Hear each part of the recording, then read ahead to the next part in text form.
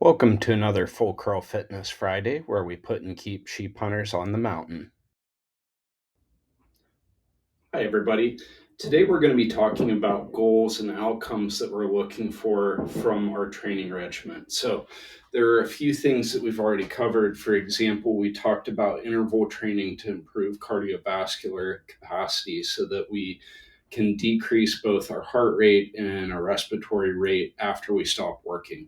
That's really important to get a quick recovery. It allows you to work harder for longer periods of time and also be functional, like, for example, for a shot if you're racing to get a shot. So, other things that we want to take into account that are new that we haven't necessarily talked about are strength and balance. Balance or proprioception, which is a neurologic sense that equates to your body's being able to position where you are and have sense and be able to maintain balance. So, I can stand on one leg, do that for a prolonged period of time, and that's a really good outcome that shows that I have good balance. But why that's important in the field, mountains tend to be very variable in nature. And so there's lots of rocks, things move, it can be slippery at times, particularly when wet or icy. You're walking across uneven surfaces, be it stream crossings or just undulating terrain and rock and things like that are loose. It's really important to improve your balance, that proprioception, so that you minimize fall risk and injury risk related to that. Very important. So, there are things you can do. We're going to get more into that here as we are diving into the meat and potatoes of what we need to do for a strength training program.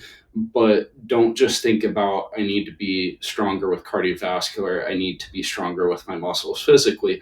Also, think about things like balance, particularly as we age or accumulate joint injuries. We tend to lose proprioception and balance if we're not actively working at it. So, the last piece of the puzzle is, of course, strength.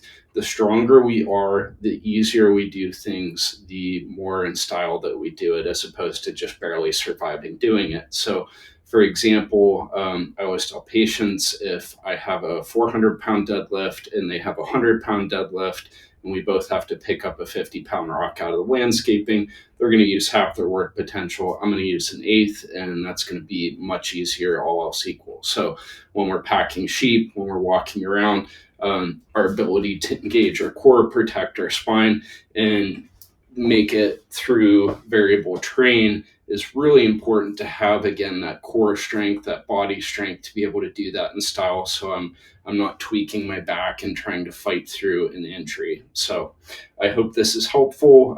Next week we're going to actually jump into functional movement patterns and start thinking about what we need to do. So if you find value in what I'm talking about, please feel free to like, subscribe, and share. Thanks for joining me. Have a great day.